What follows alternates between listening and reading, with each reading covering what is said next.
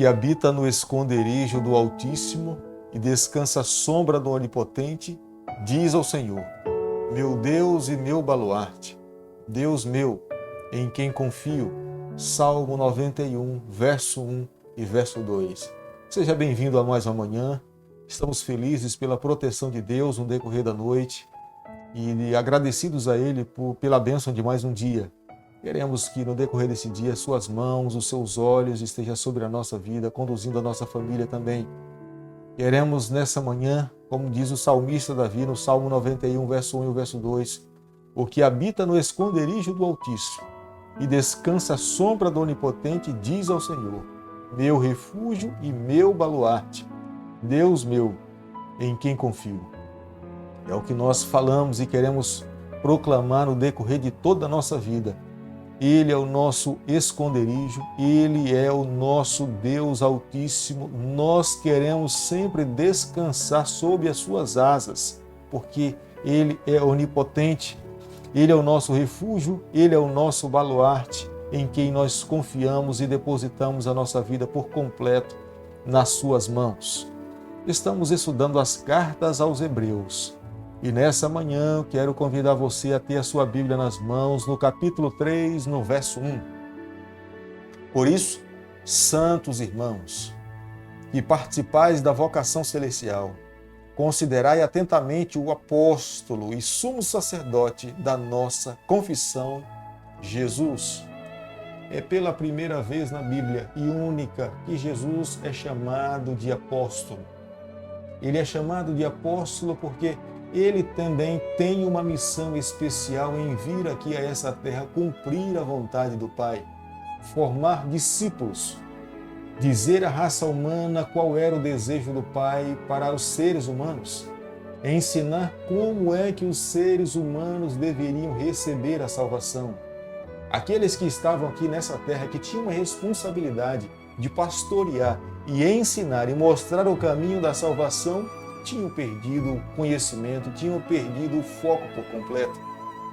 E foi necessário que em carne e osso e na plenitude dos tempos, Jesus Cristo pisou nessa terra para ensinar e para dizer aos seres humanos como é que eles deveriam viver. Nós temos nas nossas mãos hoje a palavra do Senhor, e é através da palavra do Senhor que nós entendemos o que o Senhor deseja para cada um de nós.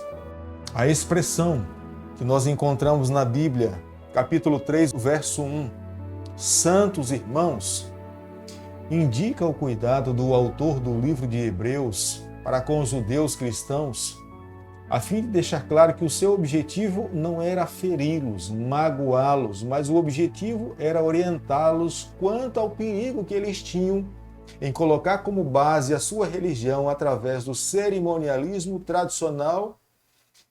E isso era um risco para aquele período. E Deus esperava que a religião fosse fundamentada no relacionamento. Nós podemos ver isso em todas as páginas da Bíblia, um Deus em busca dos seus filhos, com o intuito de se relacionar com cada um deles. Aqueles homens, eles tinham um respeito especial por Moisés e pelas suas leis. O respeito por Moisés e pelas leis eram muito maiores do que pelo próprio legislador. Havia uma devoção para com Moisés e uma consideração para com a lei de Deus, mas eles estavam se esquecendo de quem era o autor de todas essas leis. E aqui na Bíblia, nós encontramos, você pode ver no verso 5, capítulo 3, o verso 5, e Moisés era fiel em toda a casa de Deus, como servo, para testemunho das coisas que haviam de ser anunciadas. O próprio autor diz que Moisés era fiel em toda a casa de Deus, mas o autor agora, ele também se responsabiliza em dizer quem era o dono da casa. A casa era de propriedade de alguém. Moisés estava ali a ministrar, mas quem era o autor dessa casa era Jesus Cristo, era o nosso Salvador. Amigo, o autor do livro de Hebreus quer enfatizar para os israelitas de que eles precisavam fundamentar completamente a salvação da vida deles, da nação de Israel, na pessoa de Jesus Cristo. Eles tinham perdido o objetivo. Estavam confiando em templo, estavam confiando mais na lei, estavam confiando mais no cerimonialismo, em homens e patriarcas do passado, do que na própria pessoa de Jesus Cristo. O livro de Hebreus quer resgatar para a nação de Israel a confiança, a dependência e quem de fato representa a pessoa de Jesus para aquele povo e para os nossos dias também. Cristo, e tão somente Cristo, tem que ser o âmago, o centro da nossa salvação. Nada além de Jesus Cristo deve ocupar o centro da nossa salvação. O autor de Hebreus, no capítulo 3, no verso 6, ele nos aconselha a construirmos a nossa casa sobre a rocha. Rocha com R maiúsculo, referindo-se à pessoa de Jesus Cristo. E a casa somos nós.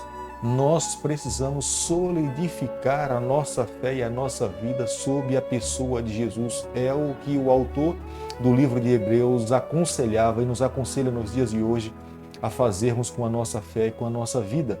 Tal fundamento possui base bíblica, porque no livro de Mateus, capítulo 7, verso 24, Jesus mesmo disse: todo aquele, pois, que ouve as minhas palavras e as pratica, será comparado a um homem prudente, e edificou a sua casa sobre a rocha.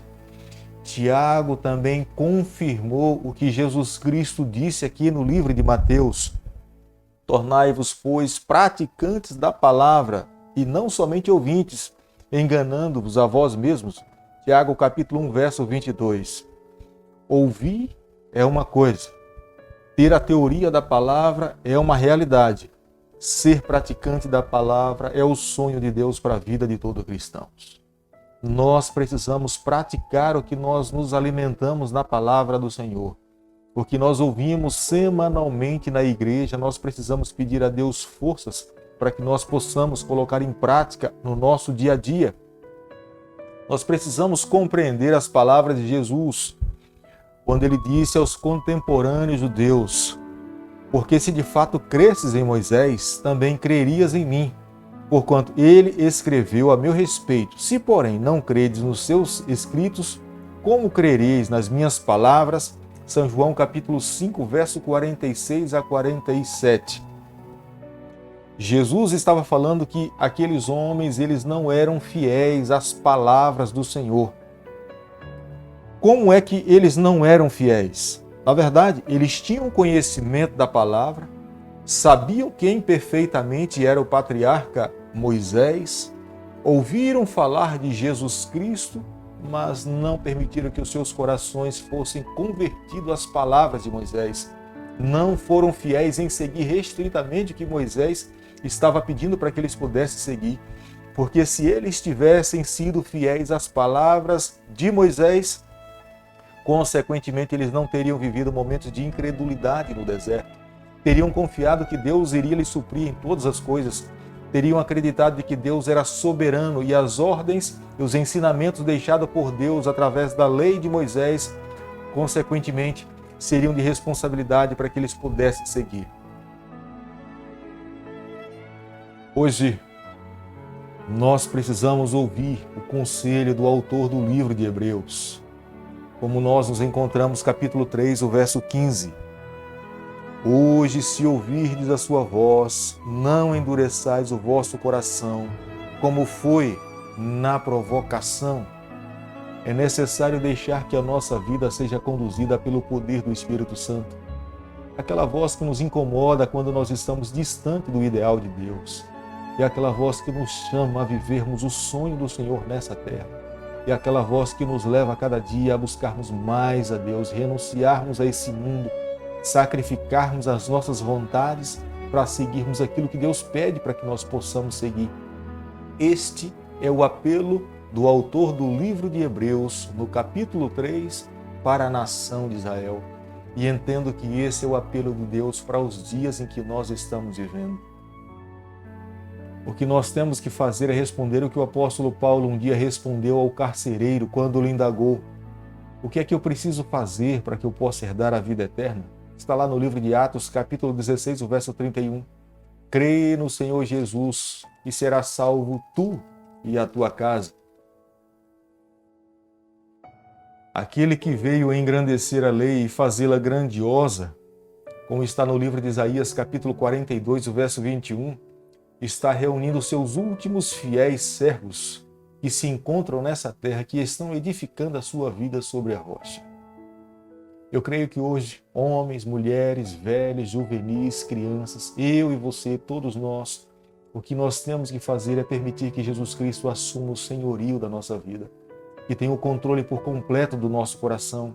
Nós temos que, nos últimos momentos da história do planeta Terra, exalar o perfume, o bom perfume do nosso Salvador Jesus.